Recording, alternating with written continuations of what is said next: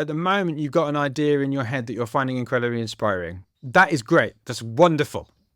The one thing I would recommend, though, is not holding too tightly onto that idea. Right? It's a great idea and it's something you're inspired by. That is like fuel. That's fire that is going to propel you forward. Now, but what could occur, in fact, what often occurs, is that the idea is one thing and the practice, your experience of doing it, is another.